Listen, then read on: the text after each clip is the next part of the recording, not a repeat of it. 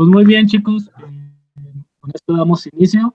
Eh, Previo a nuestro primer momento, me gustaría presentarles eh, es el doctor Juan Carlos Balcázar, tiene una especialidad de ginecología y obstetricia, certificado por el Consejo Mexicano de Ginecología y Obstetricia, presidente de la Sociedad Médica del Grupo Ángeles, vicepresidente del Colegio Sinaloense de Ginecología y Obstetricia, miembro de la Comisión de Bioética de la Federación Mexicana de Colegios de Ginecología, miembro del Colegio Mexicano de Colposcopía y Patología del Tracto Genital, miembro de la Comisión de Bioética de la Sociedad Latinoamericana de Colegios de Ginecología, la SOC, miembro de la Federación Internacional de Ginecología y Obstetricia, ex asesor para América Latina y el Caribe por Oncología, con sede en Barcelona, España, en el tema de vacunación contra el virus del papiloma humano, diplomado en Teología Moral por la Universidad Católica de Sinaloa, de enero a septiembre del año 2015, bioeticista y profesor de la materia de bioética en la Universidad Católica de Culiacán, en el Diaconado Permanente, jefe del servicio de colposcopía y patología del tracto inferior en el Hospital ISSSTE Culiacán y participante del Parallel Event como conferencista en la ONU Nueva York. Pues bueno, esto es algo del arduo trabajo que ha hecho el doctor Juan Carlos Balcázar. Entonces, doctor Juan Carlos, lo dejo aquí con los muchachos. Bienvenido y agradecerle de antemano su disposición y tiempo para estar aquí con nosotros. Muchas gracias a todos. Gracias por darse el tiempo de escuchar esta ponencia. Esperemos que no sea muy tediosa. Va a ser un poquito dinámica. De repente les voy a preguntar algo. Quien quiera participar lo puede hacer en el momento en que sea. Les pediría nada más, si se pudiera, que prendieran sus cámaras. Me gustaría conocerlos, me gustaría saber quién está del otro lado de la cámara y si es posible, obviamente. Y obviamente también, pues decirles que en Sinaloa, pues tienen un amigo. Soy médico ginecólogo, pero también soy ministro de la Sagrada Eucaristía, ministro extraordinario de la Sagrada Eucaristía desde hace 7 años, por la gloria de Dios. Y pues he participado en diferentes temas con diferentes diócesis a nivel nacional, he formado diferentes grupos, soy jornalista y he trabajado en diferentes grupos o apostolados de la pastoral familiar, así como de la pastoral de vida y familia. Pues no sé si me pueden hacer favor de pasar o de proyectar las primeras diapositivas. Vamos a pedir. Muchas gracias. Y el tema actual, pues, es los desafíos del joven cristiano y su papel en el mundo actual, ¿no? No sé si le puedas dar la pantalla completa.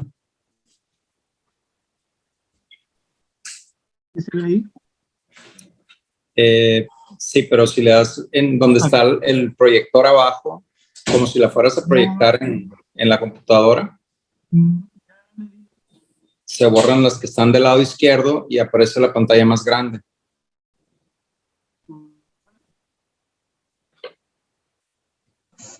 Con F5, Carlos.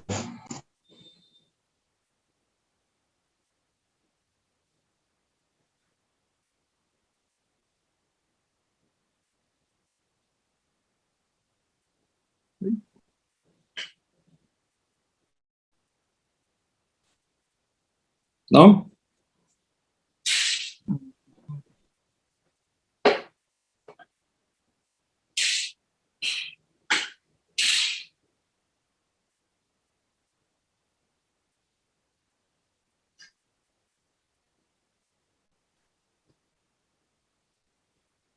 No sé si ahí la vean.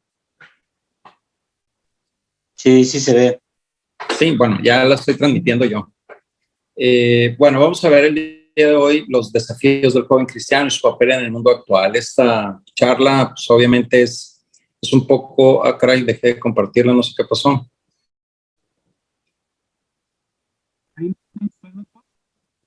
¿Ya? Oh.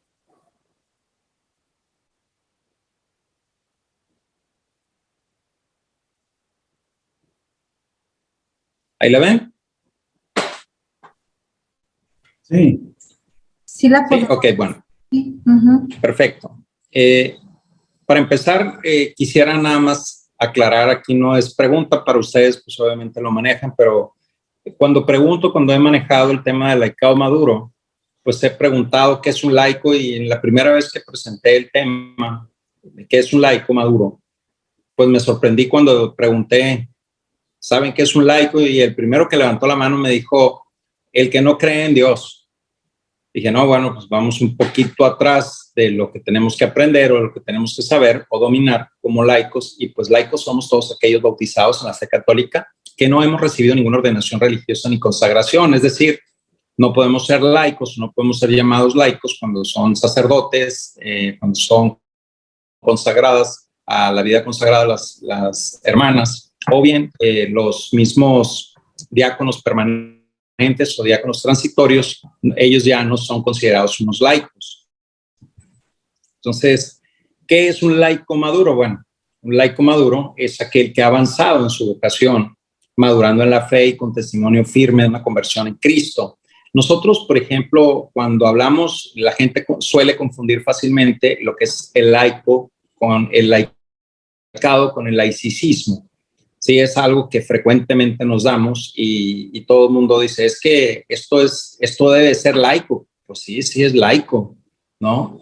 Completamente. Y por eso de ahí la importancia del laicado maduro.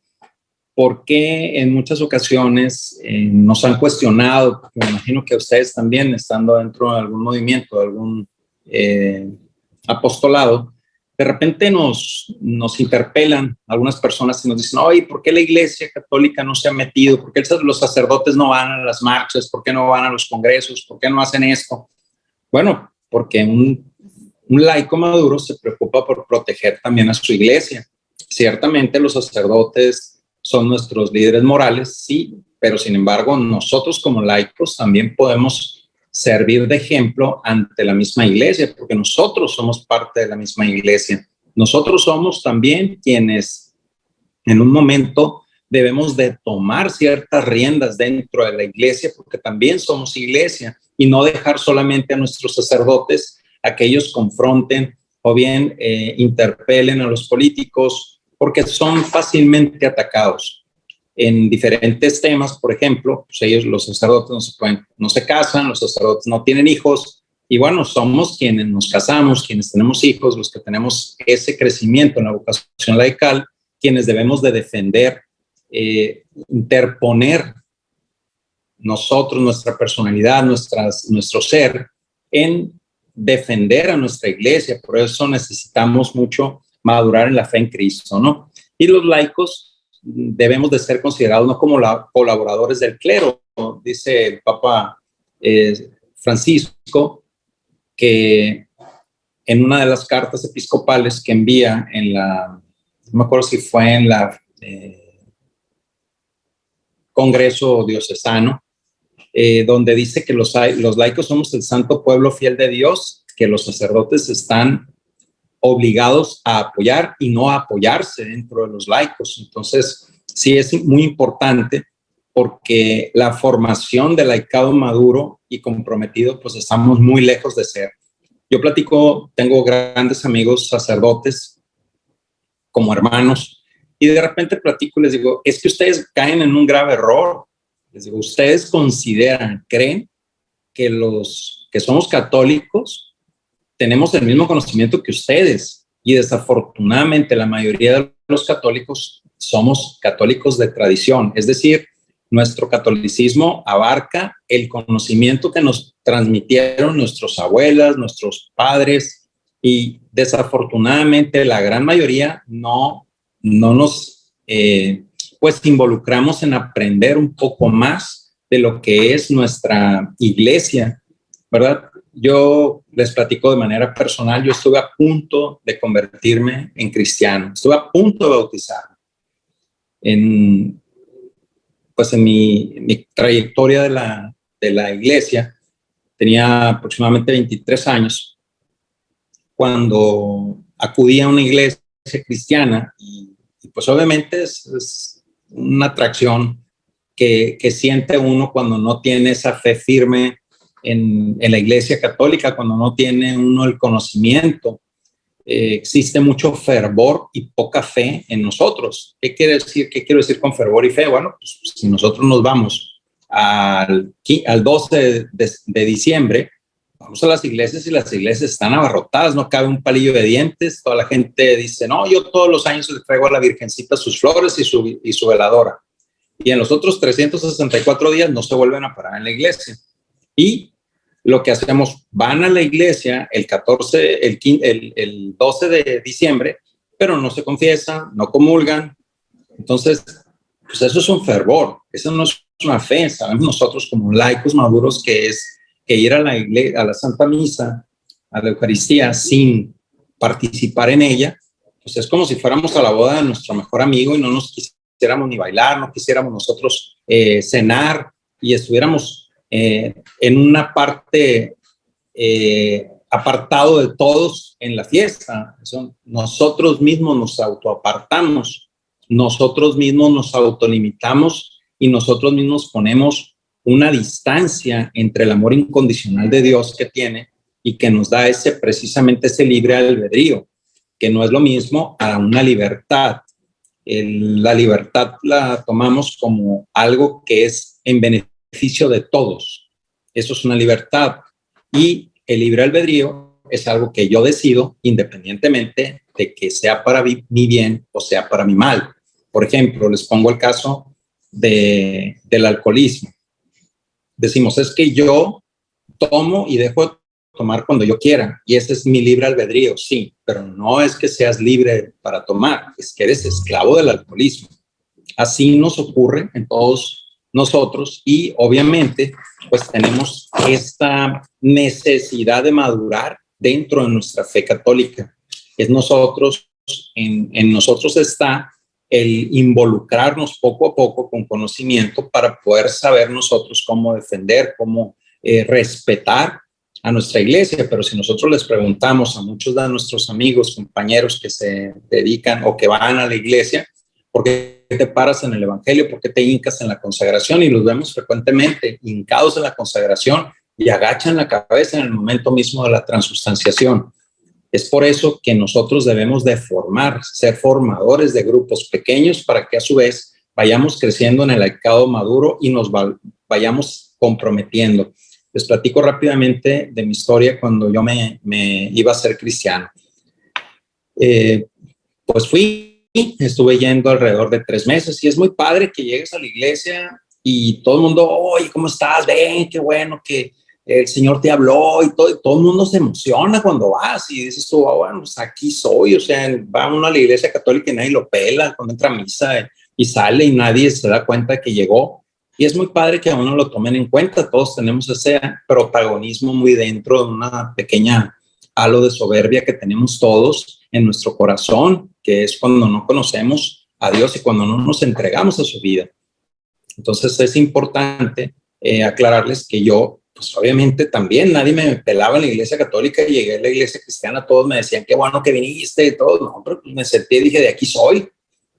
Y yo ya me había anotado para el siguiente domingo irnos a un paseo en donde había un río y allá suelen hacer el bautizo al estilo de Jesús, de meterse al río y ahí lo zambutan a uno, lo sacan y ya lo bautizan. Entonces yo me había anotado para ir el próximo domingo, yo me voy a bautizar y que sí, bien emocionado. 2 días después de que yo me anoté, que fue un domingo, el martes, amanecí con una frase en mi cabeza que hoy les puedo decir con toda certeza que el Espíritu Santo nos habla de diferentes maneras. Y yo sentía que el Espíritu Santo, que algo me estaba hablando y que me estaba diciendo, ¿por qué quieres renunciar a algo que no conoces? Y traje esa frase martes, miércoles y el jueves dije, Dios mío, ¿tú me estás hablando? O sea, ¿soy acaso yo digno de que me estés susurrando esto al oído? Entonces dije, pues si es así, Señor, no me bautizo y empiezo a conocerte, empiezo a realmente conocer mi iglesia católica. Y caí en cuenta en lo primero. Jesús, nuestro Señor, cuando está con los 12 discípulos, le dice a Pedro, tú Pedro, tú eres Simón, te llamarás Pedro, y sobre esta piedra edificarás, y le dice lo más importante que debemos de captar, edificarás mi iglesia. ¿Qué iglesia profesaba Jesús? ¿Qué iglesia es la que profesaba Pedro en ese momento? ¿Y quién es el sucesor de Pedro en la tierra? El Papa. ¿Qué religión profesa el Papa? Católica. No llegó después con Santiago o con Juan y le dijo, tú vas a entablar otra iglesia o tú vas a hacer esto en otra iglesia. No, solamente le encargó a uno que edificara su iglesia. Y esa iglesia, hoy por hoy, duélale a quien le duela, es la Iglesia Católica. Esa iglesia fundada por un hombre que sea católico o no, protestante o no, creyente o no, la historia de la humanidad se divide en antes y después de él. Y el Papa, pues obviamente nos pide a los laicos un compromiso a trabajar por esta misión de la iglesia.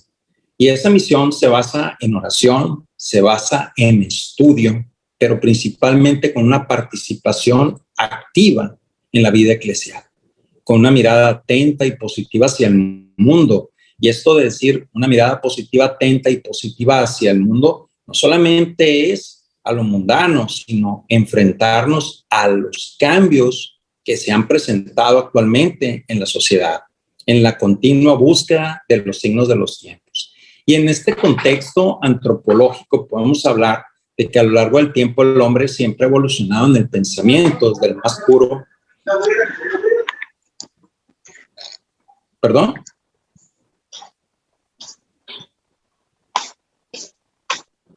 No sé si podrían silenciar sus micrófonos. Si tienen alguna pregunta, con mucho gusto la pueden abrir el micrófono y hacerla en el momento en que ustedes lo consideren. Aristóteles y Sócrates llevan más profundo respeto, ¿verdad?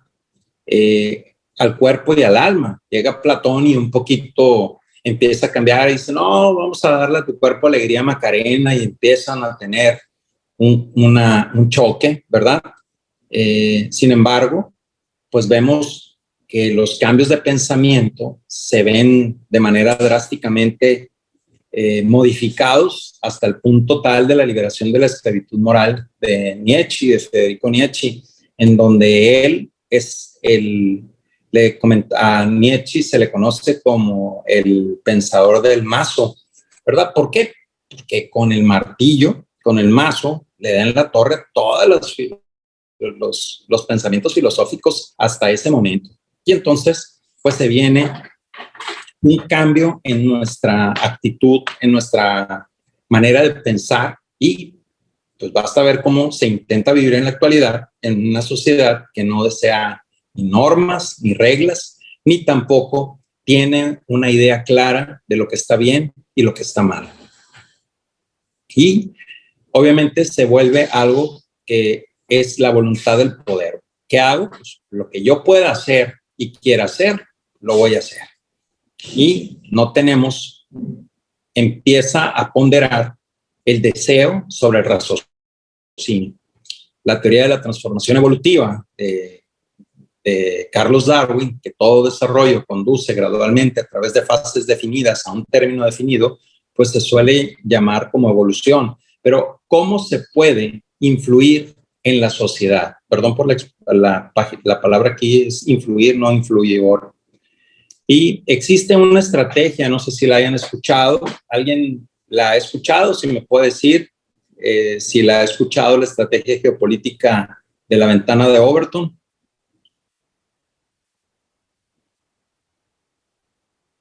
¿Alguien ha oído hablar de ella? Sí. Honestamente, no. Yo. Ok. Bueno, eso es lo que quería escuchar. Si han escuchado hablar de ello, si no, porque es algo que tenemos nosotros todos, los que estamos aquí, tenemos que escuchar y dominar para saber entender cómo, a través de diferentes fases, los políticos y la ideología se han involucrado en una sociedad, porque no tenemos definido como sociedad lo que está bien y lo que está mal. Automáticamente el que empieza a gritar nos hace callar cuando aún nosotros tenemos la verdad. Esta ventana de Overton fue descrita por Joseph Overton, que ya falleció, como una teoría geopolítica mediante la cual es capaz de introducir en una sociedad por medio de estrategias políticas siempre y cuando sea conveniente a sus intereses, aún por delante de sus ideales. Vemos que los políticos, pues, se dicen llamar católicos, se dicen llamar cristianos, y sin embargo, todos votan por sus conveniencias, porque quieren permanecer en una profesión, trabajo, como le quieran llamar, en donde es altamente remunerativa. Sabemos los sueldos que tienen distintos políticos, ¿verdad? Desde diputados hasta senadores, sueldos altísimos esta clase política que ninguno de nosotros llegamos a tener. ¿Por qué? Porque ya encontraron, por eso le llaman carrera política, porque ellos quieren permanecer en esta carrera política precisamente por el poder, por la ambición, por lo económico y aún a costa de sus propios ideales. Actualmente, ¿por qué influye tanto en los jóvenes esta estrategia geopolítica? Estas cifras, la verdad es que las encontré ayer y me fui para atrás. Yo pensé que estábamos un poquito mejor en promedio en la lectura. Híjole, me fui para atrás cuando el promedio en la lectura en los jóvenes menores a 22 años es de 0.7 libros por año, por cada joven. O sea, no llegamos a leer un solo libro en un año, ¿verdad? Les platico un poco ahora esta pandemia. Yo pesaba 130 kilos, bajé 46 kilos. Estos 46 kilos me apliqué corriendo, haciendo ejercicio, modificando mi alimentación y me ponía mis audífonos y los primeros días salía a caminar, a correr, escuchando música. Hasta después dije, oye, no le puedo invertir 50 minutos a la música que ya me enfadó los playlists que estoy bajando. Entonces, ¿qué es lo que voy a hacer? Empecé a bajar audiolibros. Se asustarían que un libro de 400 páginas se lo terminan escuchándolo en un promedio de 12 a 14 días. Entonces, podemos hacer muchas actividades escuchando un libro y esto aumentaría nuestro acervo cultural y obviamente nuestro lenguaje. No le podemos pedir a un joven. Ahora la mayoría de los jóvenes, si los hemos escuchado, ¿qué onda, güey? ¿Cómo estás, güey? Y no se sacan esa frase al momento de estar platicando. En muchos de las fases de los jóvenes me he encontrado esa expresión y es en hombres y en mujeres, pero su léxico es muy reducido. No le podemos pedir a un joven que saque algo que nunca en su vida ha metido a su mente. Si nosotros fomentamos la lectura, haremos que nuestros jóvenes aumenten su acervo cultural y su vocabulario. Pero en cambio, le dedican de 6 a 8 horas en promedio, fíjense bien, en promedio, sabiendo que el 32% no tiene acceso a Internet de los jóvenes. Le dedican de 6 a 8 horas por día al Internet. Y el promedio de lo que los jóvenes ven, que son videos, no más allá de 2 minutos. Video que dura más allá de 2 minutos, el joven lo abandona y no se interesa en él. Pero si duran 20, 30 segundos, los jóvenes ven ese video y lo hacen partícipe de su conocimiento. ¿Perdón? Perdón, pero pensé que era una pregunta. Entonces, estamos en la era de las teorías de conspiración y de la ideología. ¿Y por qué es tan fácil seguir teorías de conspiración y de ideología? Lo podemos ver actualmente con lo de las vacunas, lo podemos ver con un montón de situaciones ahora en cuanto a las teorías de conspiración. ¿Por qué es tan fácil llevar estas teorías de conspiración? Pues simple y sencillamente algo. No necesitamos estudiar, solamente repetimos lo que dice fulanito de tal y lo hacemos nuestro y después como si nosotros lo hubiéramos escrito, ¿verdad? Entonces, las teorías de conspiración y de la ideología no son sustentadas fácilmente por argumentos científicos. Por lo tanto, es bien fácil. Yo veo un video de 20 segundos que me habla en contra de las vacunas, me habla en contra del Papa y yo lo llevo, ¿verdad? Y lo creo. ¿Por qué? Porque lo dijo fulanito y fulanito se lo dijo sultanito y sultanito está en la iglesia y ese de la iglesia pues sabe mucho, ¿verdad? Entonces es fácilmente llegar por medio de esta estrategia de la ventana de Overton, y esta ventana incluye un rango de políticas aceptables, ¿no? Ya lo decía, esta ventana de Overton va de lo impensable a lo radical, de lo radical a lo aceptable, a lo sensato, a lo popular, a la política, y a lo popular otra vez volverse de menor a más libertad. Esta ventana o esta estrategia geopolítica consta de 5 ventanas. Voy a poner un ejemplo que es completamente absurdo, ya que ninguno de nosotros, creo o espero, ¿verdad?, que sea caníbal. Ninguno de nosotros tome carne humana, ¿verdad? Tan solo de pensarlo, ninguno de nosotros se sienta en la mesa, oye, ¿qué onda? ¿Cómo ves con los caníbales? Pues casi, o sea, es muy raro que nosotros podamos tocar el tema si no vimos alguna película, no leímos algún escrito sobre los caníbales. Entonces, mediante la estrategia geopolítica, en la primera fase va de lo impensable a lo radical, y dado que los científicos no tienen un tabú, pues se traslada esto a la esfera científica y aparece de repente que en la tribu de Malasia, de tal o tal población, se dedica al canibalismo, y entonces empezamos a trasladar ese tema y empieza a hacerse viral, ¿verdad?, en nosotros, y empezamos a decir, oye, qué locos estos, ¿verdad?, son caníbales, y empezamos a hablar del tema. La segunda fase es generarle ya no lo vamos a llamar caníbal porque ofende, se escucha fea la palabra, no sé si les lata este tema, esta fase, pero si les suene, pero ya no se llama aborto, hay que quitarle el nombre de aborto y ahora se va a llamar ¿cómo? Interrupción voluntaria de la gestación. Entonces también le vamos a llamar, ya no le vamos a llamar canibalismo, ahora le vamos a llamar antropofagia. Y la antropofagia es exactamente lo mismo al canibalismo, pero hasta se escucha así como de caché, ¿verdad?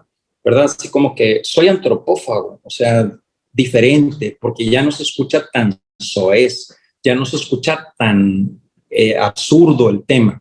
Entonces se crea un eufemismo en el cual la persona que practique la antropofagia practica una variante alimenticia de la antropofagia. La tercera fase es de lo aceptable a lo sensato. Entonces empiezo a decir que debido a los estudios que se han hecho en diferentes cuerpos de los humanos encontrados hace 30 millones de años, se comprobó que en el alelo del brazo corto del cromosoma 7 de nuestros antepasados, nosotros éramos caníbales o antropófagos.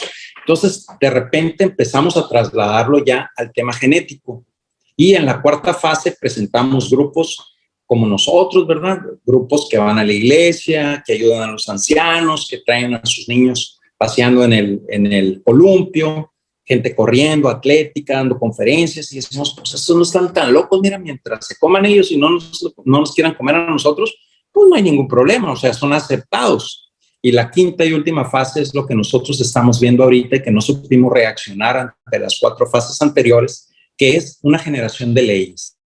No solamente podemos nosotros legalizar por medio de esta ventana de Overton el tema del canibalismo o antropofagia o variante alimenticia de la antropofagia justificada genéticamente y que se presente en la esfera social como personas sin ningún problema, sino que aparte, la persona que no acepte o que no permita a las personas o en los menús de antropofagia serán antropofóbicos, ¿no? Entonces, quien no acepte lo que yo hago, entonces está mal y se está poniendo en mi contra y me está discriminando por mi preferencia. Entramos entonces al tema de la discriminación. Fácilmente todas las personas nos podríamos ver envueltos en este tema, pero aparte nos pondríamos a favor de las personas que han sido discriminadas. Entonces es fácil ponernos del lado de la víctima y que la gente se ponga a favor. Usamos cuál es el argumento principal. Yo no estoy en contra del aborto, pero en la violación Eso es la frase típica de los lobbies abortistas. Ahora, si nosotros vemos en el tema de la violación específica, está permitido el aborto por violación. Entonces ni siquiera tendría que ser un argumento, me guste o no, sea pro vida o no, sea creyente o no, sea religioso o no. El tema de la violación y el aborto están permitidos en todos los estados de la República. Entonces vamos perdiendo nosotros lo que se llama identidad del cristiano. Esta identidad del cristiano llevará implícito la de ser testigo de nuestra fe. Las palabras de Jesucristo de ir por todo el mundo a predicar el evangelio no fue un chiste, no fue un consejo, fue un mandato divino. Nosotros tenemos que ser heraldos de la verdad del evangelio. Es una interpelación y un mandato que nos dio nuestro Señor a todos los que nos consideramos seguidores de Él. No se trata de decir, sí, soy católico, y cuando empiezan a atacar a los católicos, bueno, ya no, pues, no, o somos o no somos. Acuérdense lo que dice la palabra. No quiero tibios, o fríos, o calientes. Pero definámonos. Sepamos nosotros que la misión del laico maduro es nuestra misión como laicos, es que cultivemos los valores de la vida desde la concepción hasta la muerte natural.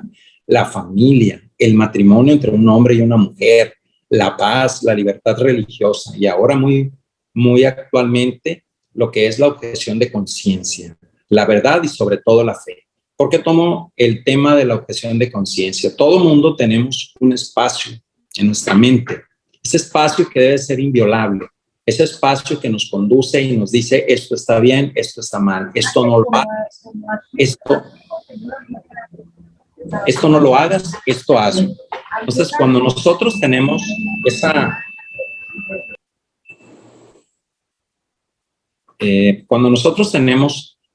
esa violación de ese espacio de nuestra mente llamado conciencia, que nos dice lo que está bien y lo que está mal, ese momento se rompió la objeción y nos volvemos en esclavos. Es la más absoluta y miserable manera de esclavizar a una persona, decirle cómo debe de pensar, cómo debe de actuar. Es como si yo les dijera a los que son ingenieros civiles, ya no vas a construir tus carreteras, ahora tienes que construir solamente caminos vecinales. Dice, oye, yo estudié para hacer las cosas mejores, los caminos vecinales no es lo mejor, podemos construir. No, ya no puedes negarte a hacer eso.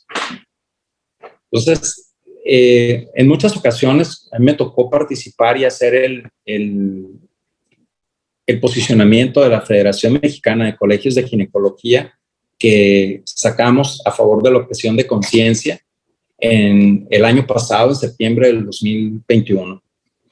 Y esta objeción de conciencia, mucha gente, yo cuando se los platicaba a mis amigos, a mis compañeros médicos, me decían, pues ustedes, los ginecólogos, que ahora los van a obligar a hacer abortos. Y yo les decía, bueno, qué poquito cerebro tenemos para decir que solamente los médicos ginecólogos somos los que estamos involucrados en el tema de objeción de conciencia. Cuando les empecé a decir a ellos de lo que sería capaz si nos quitaban esta objeción de conciencia, se fueron para atrás. Yo les comentaba, bueno, algunos de ustedes a lo mejor tienen hermanos o conocidos, amigos que estudian medicina. ¿Qué pasaría si a un médico recién egresado de su especialidad a los 31 años de cirugía pediátrica llega todo emocionado porque fue el primer lugar de su generación, le dieron base en el Seguro Social, le dieron base en el ISSSTE y llega bien feliz y contento a su estado donde lo vio crecer, ya formado como un médico, y le dicen, bájeme mi primer paciente que voy a operar aquí en el Seguro, en el ISSSTE, ¿qué me tienen para operar? Y les dicen, tiene una cirugía de cambio de sexo de un niño de 9 años. Yo quisiera que me dijeran si es correcto que uno tenga que hacer ese tipo de cirugías sin poder manifestarse en contra de ellas. Eso es los alcances que puede tener la objeción de conciencia. Uno de ellos. El otro es que se nos obliga a los médicos a darles tratamiento hormonal a personas que quieran hacer cambio de sexo. A mí cuando me preguntan, ¿estás de acuerdo en las cirugías de cambio de sexo? Yo les digo que no. Y cuando me dicen, ¿por qué no estoy de acuerdo? Le digo, bueno, es que si la cirugía de cambio de sexo te va a cambiar tu genotipo, ¿verdad? Pues completamente de acuerdo. Tú cambias tu genotipo y en el momento que tú digas, ya no voy a ser XX, voy a ser XY, la mujer se va a hacer hombre o al revés, viceversa.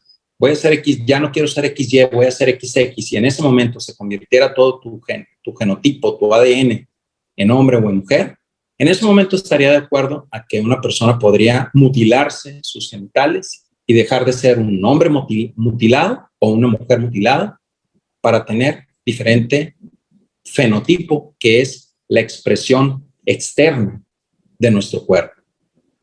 Entonces, fíjense cómo mediante la ventana de Overton podemos nosotros legislar cualquier tema, pero también podemos quitar un derecho que tenemos, por ejemplo, en este caso, en términos de los derechos médicos, nos pueden quitar un derecho para dárselo a otra persona. Esa es la incongruencia de quitar una objeción de conciencia y que nosotros, vuelvo a repetir, como laicos maduros, no estamos sabiendo defender. ¿Qué ha sucedido? Pues vemos la legalización de los mal llamados matrimonios entre personas del mismo sexo. Yo no estoy en desacuerdo que dos personas se unan del mismo sexo, de veras que no estoy en desacuerdo. No estoy en desacuerdo que estas personas puedan buscar que tengan, que se puedan heredar, que se puedan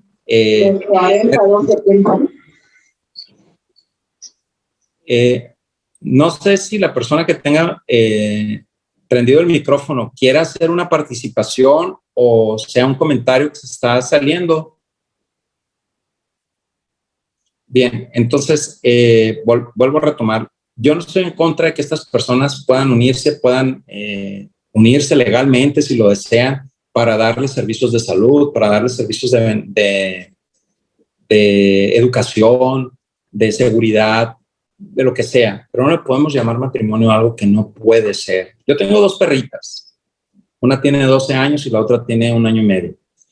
Si yo les digo a mis amigos, no les digan perras, díganle águilas, porque son águilas, a las perras no les van a salir plumas, alas y van a volar. Seguirán siendo perritas, aunque les diga águilas, aunque les diga rinocerontes. No puedo yo llamarle de una manera diferente algo que no es. Si yo tengo una moto, me voy inmediatamente a un vehículo motorizado de 2 ruedas. Si yo hablo de cuatrimoto, me voy a un vehículo motorizado de 4 ruedas. Si me voy a un automóvil, me voy a un vehículo motorizado de 4 ruedas que puede ser donde vaya más de un pasajero. Por lo tanto, no puedo yo llamarle matrimonio igualitario o matrimonio entre personas del mismo sexo. Puedo llamarle unión, puedo llamarle como ustedes quieran, pero no puedo nosotros como laicos permitir que se nos cambien los conceptos argumentando que si no lo hago sería discriminación. La despenalización del aborto, tristemente el mes pasado en mi estado, en el estado de Sinaloa, los diputados decidieron despenalizar el aborto de una manera absurda, de una manera que las mismas instituciones abortistas, como lo es GIRE, les dijeron que estaban mal hechas, pero ellos no dan marcha atrás e incluso ya fue publicado en el Diario Oficial de la Federación.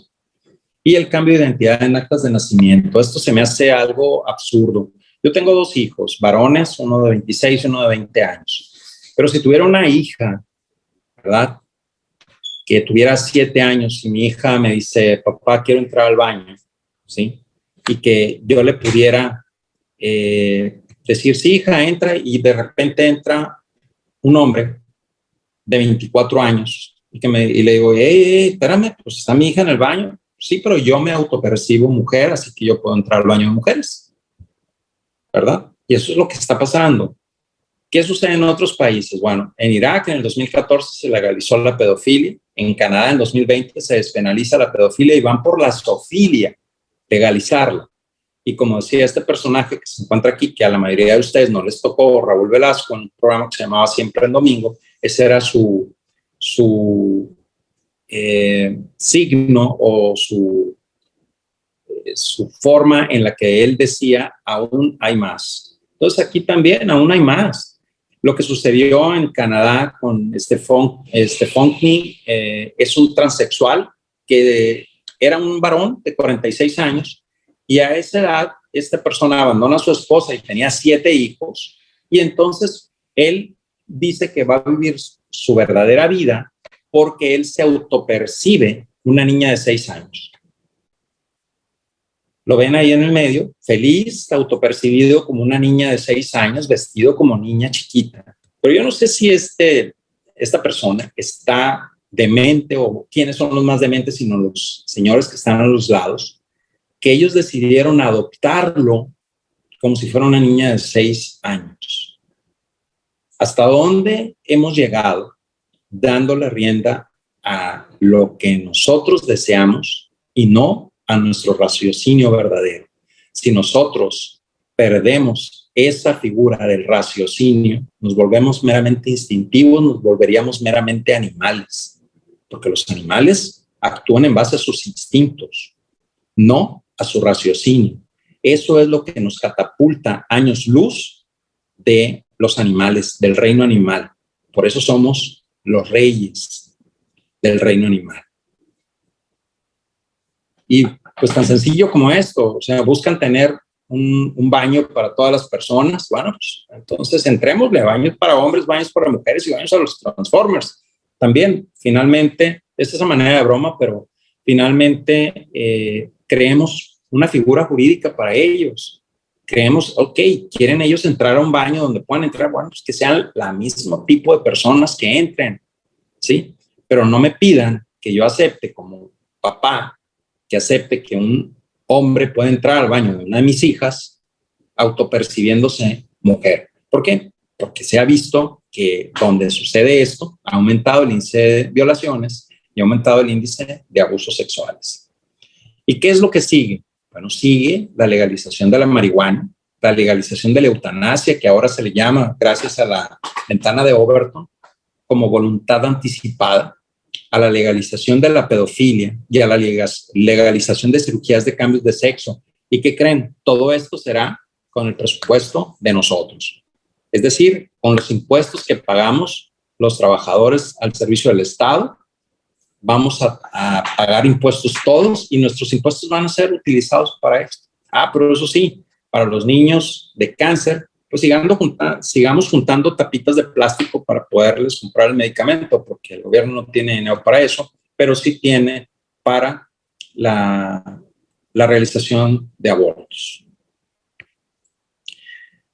Retomando ya para terminar, concluir, la fe es un don de Dios, debemos de pedir a Dios, y la fe se debe separar de la superstición. Aquí quiero tomar un tema que a veces, híjole, me cuesta mucho trabajo tocar con los amigos, porque los amigos de repente llegan y dicen, y traen colgado, no sé, les ha tocado con muchas personas que conocen, que traen colgado un rosario del espejo de su cara. ¿Sí? Nunca en la vida rezan el rosario, es más, no se sabe ni qué misterios son, ni cuántos misterios, ni cuándo se rezan cada misterio, ¿sí? Pero traen colgaditos un rosario, como si fuera un amuleto, ¿verdad?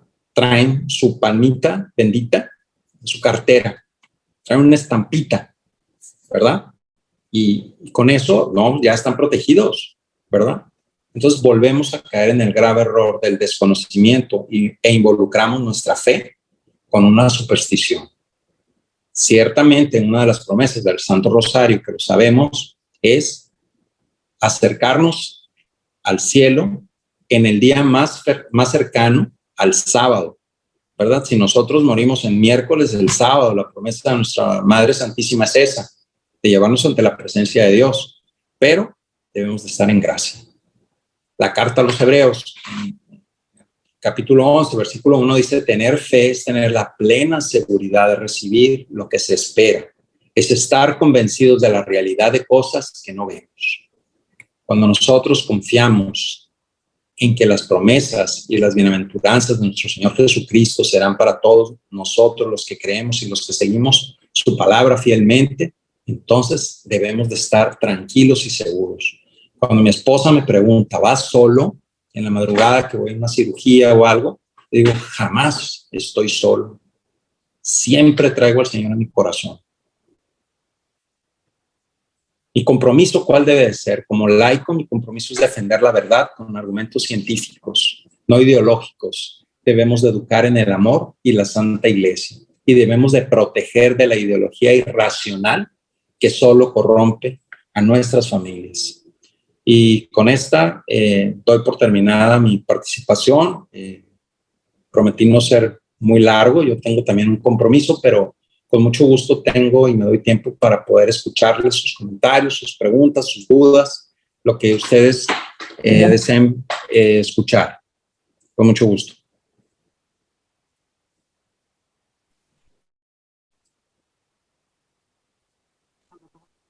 Una pregunta. En todo esto que usted nos está comentando, desde la parte de la ideología,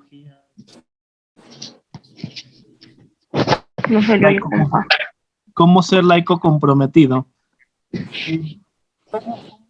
¿Podrías volver a formular la pregunta porque se cortó? No terminé de escucharla. Apenas voy a eso.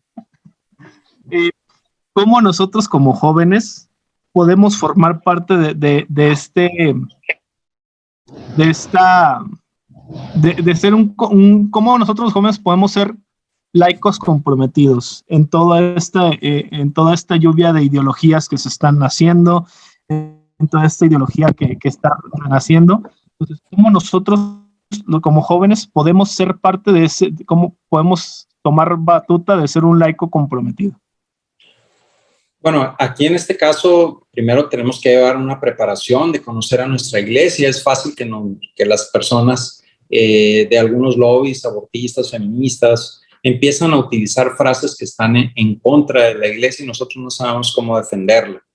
Primero tenemos que formarnos, ¿verdad? Acercarnos a personas formadoras, en este caso de nuestra fe, de nuestra iglesia, que tengan mayor conocimiento, tomar diplomados, cursos, etcétera, y acudir a la formación. En todas las parroquias hay clase de Biblia, en todas las parroquias hay grupos de matrimonios que podemos ir o acercarnos independientemente de que estemos o no casados, ¿verdad? Podemos ir, pero si nosotros actuamos en el sentido de que fulanito sabe más y yo no puedo saber nunca, o se acerca una madre soltera a bautizar a su bebé y de repente el sacerdote se acerca y le dice, tú no puedes bautizarlo porque no eres casada.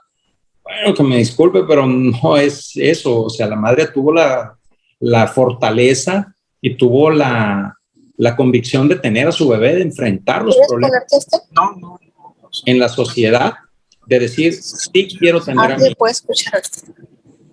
Y podemos nosotros defender a esa mujer ante los sacerdotes y decirle, oiga, padre, pues esta mujer tiene todo el derecho, defendió la vida, dijo que sí y no al aborto, y nosotros pues no estamos actuando de una manera pues comprometida. Entonces, ¿cómo podemos hacerlo? Formándonos, conociendo nuestra verdadera doctrina católica. Muchas gracias.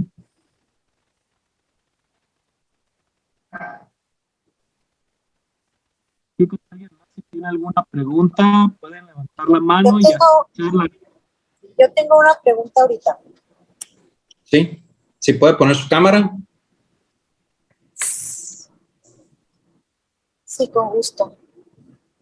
Doctor, ¿qué opina usted de estas personas que muchos son católicos y cuando tratamos algún tema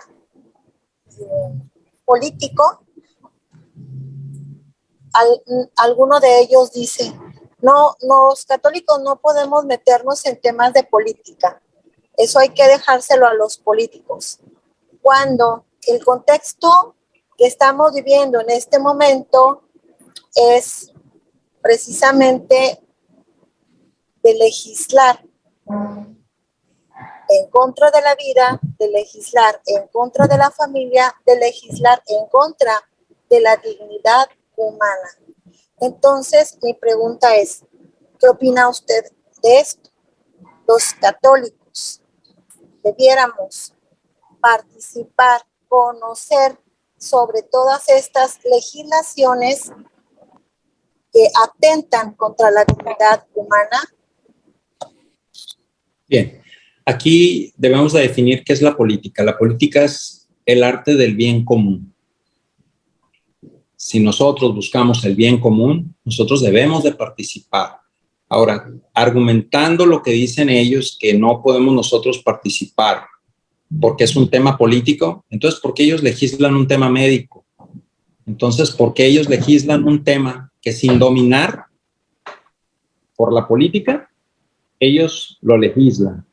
Entonces, nosotros ahí podríamos argumentar la frase favorita de ellos, que es la discriminación. Ellos nos están discriminando porque no somos políticos. Entonces, ante esa discriminación, nosotros podemos actuar y decir, tú me estás discriminando porque yo no soy político. En cambio, tú estás legislando sin ser médico, por ejemplo, en el tema del aborto. Sin ser abogado, estás legislando sobre algún derecho que le quieres quitar a unas personas para dárselos a otros. Entonces, nosotros, fue entrevistado el Papa Francisco y está un video en YouTube cuando le preguntan el Papa Francisco que si él recomienda a los laicos meterse en el tema de política, el Papa dijo, claro, la política es el arte del bien común. Si nosotros, como católicos, deseamos el bien común, debemos de participar en la política. Gracias, doctor. Gracias a ustedes. ¿Alguien más?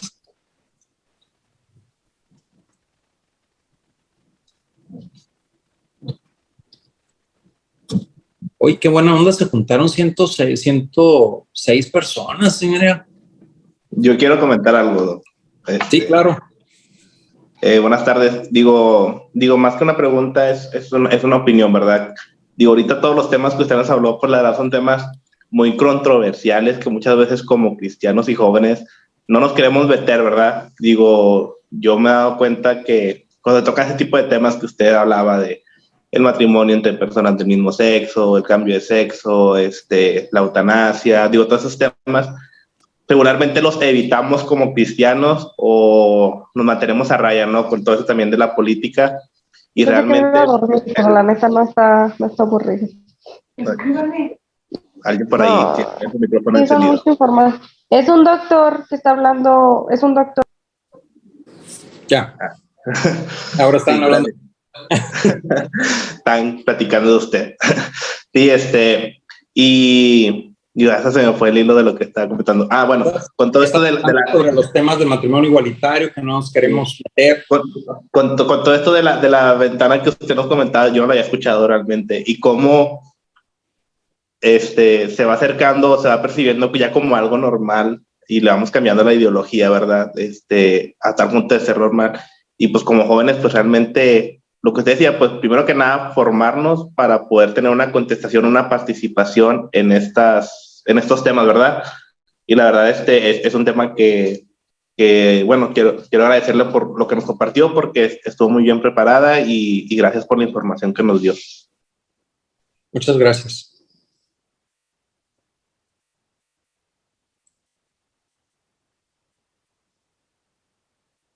¿Alguien más? David. Adelante, David. Ahí.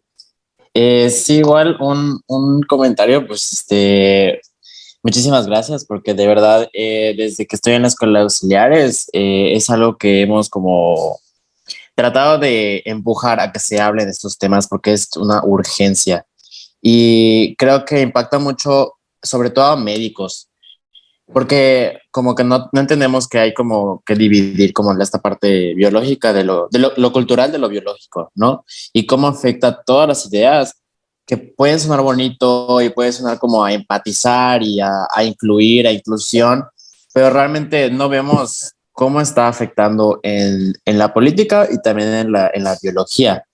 Vemos cómo podemos aceptar y podemos hablar con mucha empatía sobre personas trans o sobre personas pues con atracción al mismo sexo, pero las prácticas o lo de las hormonas, realmente por más aceptación que tengamos es como hacerle un daño a su persona, el querer aceptarlo, el querer incluirlo.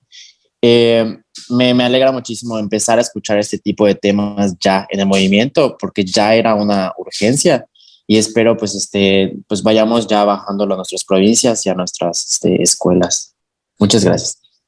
Muchas gracias. Aquí en la bioética personalista, nosotros nos basamos principalmente en 4 pilares. El primero es la beneficencia. Yo como médico no puedo generarle un mal a esa persona. Tengo que generar siempre el bien para esa persona y darle un tratamiento hormonal no es el bien, si no lo ocupa. La segunda, el segundo pilar es la no maleficencia. Yo como médico juré no generarle un mal a una persona. Yo no estudié medicina para afectarlo a una persona, ¿verdad? Entonces, al no afectarlo, estoy practicando la no maleficencia.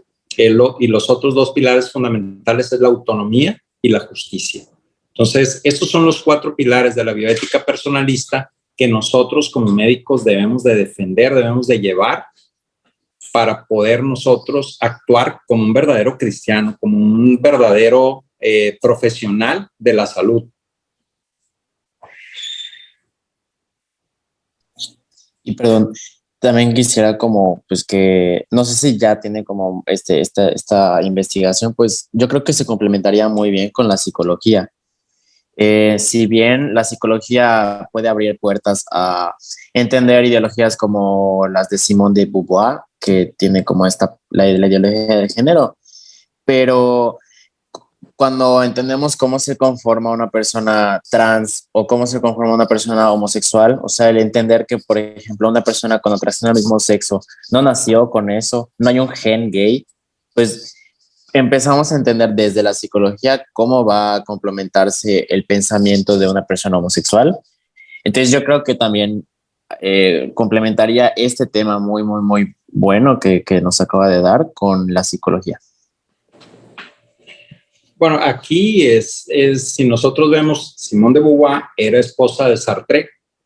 Sartre, pues es un pensador. Hay una película muy buena que se llama, híjole, se me fue el nombrecito, déjame buscarlo aquí rápidamente, pero es una película que se llama Hacia Rutas Salvajes.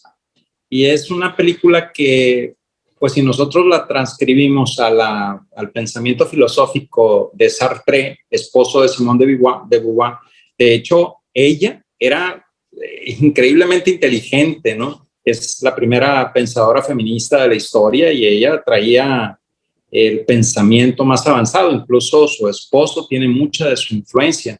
Esa película es prácticamente, déjate llevar por lo que tú sientes y quieres, te vaya bien o te vaya mal, ¿verdad? Entonces, si nosotros volvemos a lo mismo, le damos rienda suelta a nuestra pasión, a nuestro deseo, pues estamos anteponiendo el raciocinio y nos volvemos meramente instintivos. Y ya dijimos que lo instintivo es meramente animal. Pero buena observación en cuanto a Simone de Beauvoir.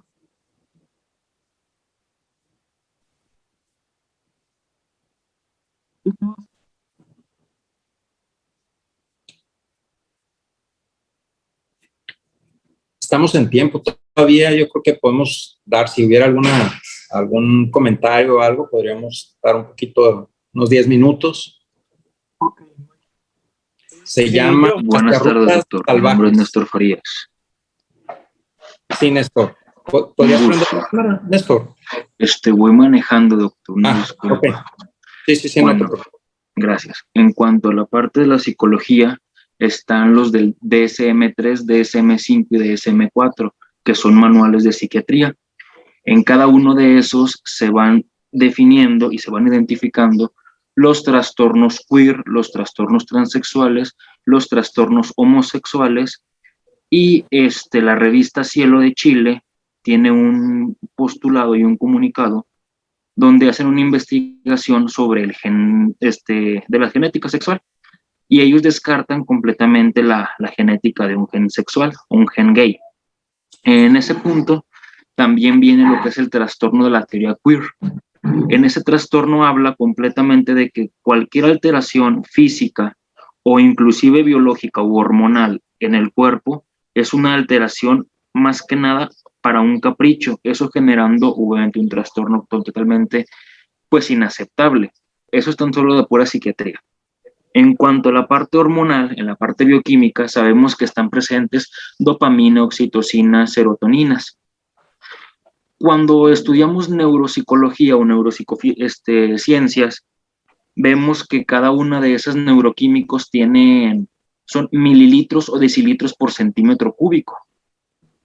Cuando empezamos a leer eso, entendemos de que una alteración de esos miligramos por centímetro cúbico a nivel neuronal ya es una patología. Entonces, normalmente esto se presenta como un trastorno, pero patológico por un déficit neuronal, más que nada sobre el área del hipocampo neuronal. Y eso es algo interesante que ver, porque muchas veces en el DS3 aparecía como una enfermedad neuronal. A partir del 2010 en adelante, que es el DSM-5, lo fueron quitando. Y eso como una manera de justificar de que las personas no estaban enfermas, a tal punto de que si las personas homosexuales llegan a tener pues una promiscuidad sexual, pueden generar cáncer de colon a través de la vía rectal. Eso sería mi aporte, doctor. Muchas gracias. Muchas gracias. Sí, sí, no solamente cáncer de colon, ¿no? Cáncer de ano. Tenemos cada día más lesiones de virus de papiloma humano por las microabrasiones que se dan en el ano al momento de la penetración. Y todas estas hormonas, ahora, toda la patología hormonal, como bien mencionaste, o alguna patología por algún neurotransmisor o alguna sustancia dopaminérgica o algo, pues debería de corregirse al momento de corregir el trastorno. Es decir, si tiene una persona argumenta que es, por ejemplo, homosexual por el hecho de tener un trastorno hormonal, pues se tendría que corregir al corregir el trastorno hormonal, y no es así. Entonces, sí hay el consenso que dijo que las personas homosexuales eran un trastorno o no, se definió por votación, no se definió por consenso. O sea, fue una votación porque no se ponían de acuerdo. En Estados Unidos, el American Psychiatric College, es American College of Psychiatrics, así lo definieron.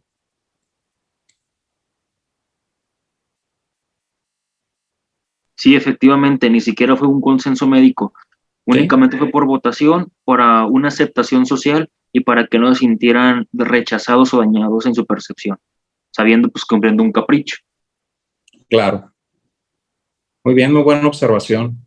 Qué bárbaro, estoy ante puro erudito de los temas, qué bárbaro, ¿eh? La verdad es que muy, muy buenas sus aportaciones, muy interesantes sus participaciones, porque eso me habla de que los jóvenes, ustedes son la fuerza de todo esto. Nosotros ya vamos de salida, como quien dice, ¿no? Yo tengo 52 años, pero ustedes traen toda la fuerza, traen todo el conocimiento, traen toda la capacidad de mover al mundo en el momento en que ustedes quieran.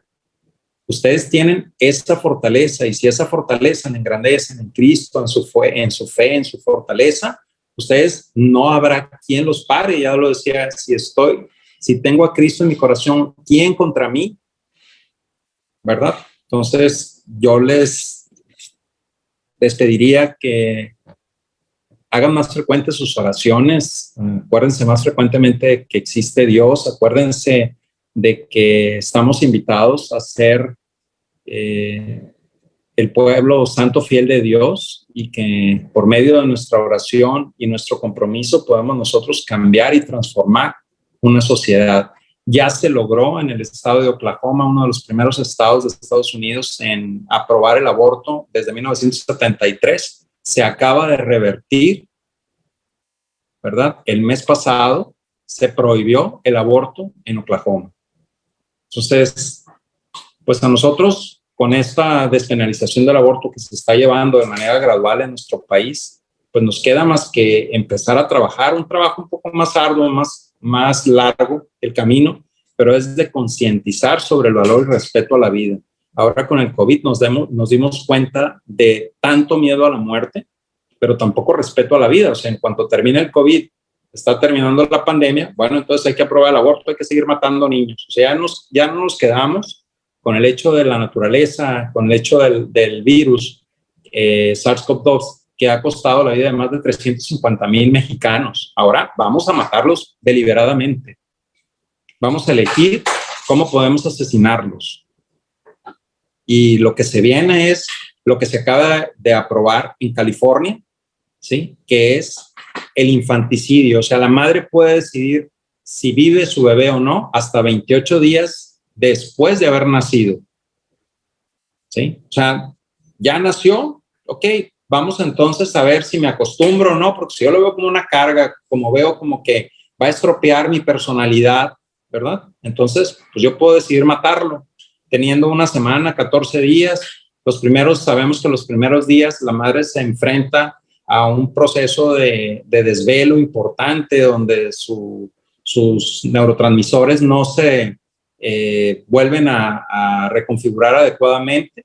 Entonces, puede entrar en una depresión postparto y puede decidir en ese momento, a los 15, 20 días, que ese niño está alterando su personalidad y puede decidir matarlo. Eso es lo que se acaba de aprobar en California la semana pasada, esta semana, el infanticidio. Entonces, hasta eso hemos llegado de absurdos. Así que tengamos mucho cuidado con todas estas situaciones que se están presentando y reaccionemos, estamos a tiempo. Y como yo lo decía en uno de los posts que hice en mis redes sociales, estoy como Doc Balcázar en Instagram y en Twitter, donde digo que en las carreteras de Alemania y de Austria no hay límites de velocidad. Ustedes van y no existe límite de velocidad. Si ustedes quieren andar a 200 kilómetros por hora, lo pueden andar, ¿verdad? ¿Qué existe? Existe la educación, la cultura y respeto a la velocidad y a la vida. Entonces, es un camino un poquito más largo, pero lo podemos hacer juntos.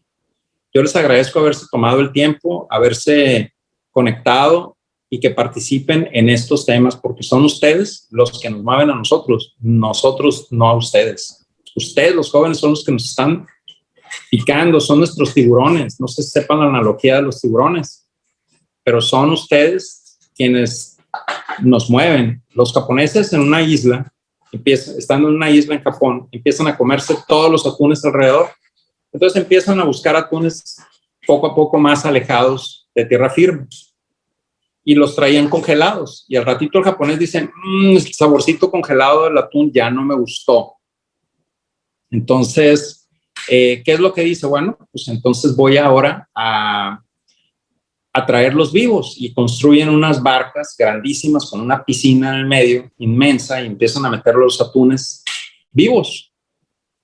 Pero después el japonés dice, no se mueve el atún, o sea, lo traen nada más vivo, pero no sabe ese saborcito. Entonces, ¿qué fue lo que hicieron? Bueno, les metieron 3, 4 tiburones y los traen corriendo, y sí, matan a algunos, pero los traen nada y nada, los otros los traen bien activos. Entonces, ustedes son nuestros sharks, ustedes son nuestros tiburones, los que nos están moviendo nosotros. Nosotros como sociedad tenemos que reaccionar, y ustedes como jóvenes tienen toda la fuerza, el talento, la fe para poder mover montañas. Muchas gracias, que Dios les bendiga. Gracias por haberse conectado, por haber escuchado, y estoy a sus órdenes. Tienen mis datos, mis redes sociales.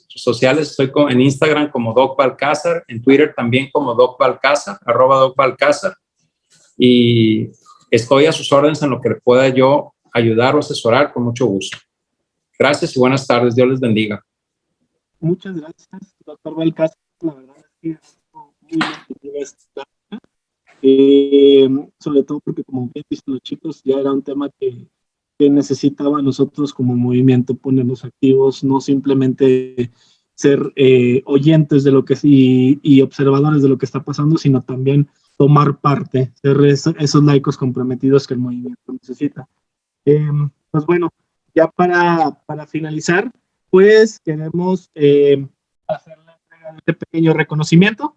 Reconocimiento por su satisfactoria participación como expositor en la Asamblea Nacional de Dirigentes 2022, doctor Juan Carlos Balcázar. Gracias por su sí a Cristo y a María, por compartir tus conocimientos y tu ser persona para la formación de los jóvenes del movimiento de jornadas de vida cristiana y por tu caminar dentro de la evangelización.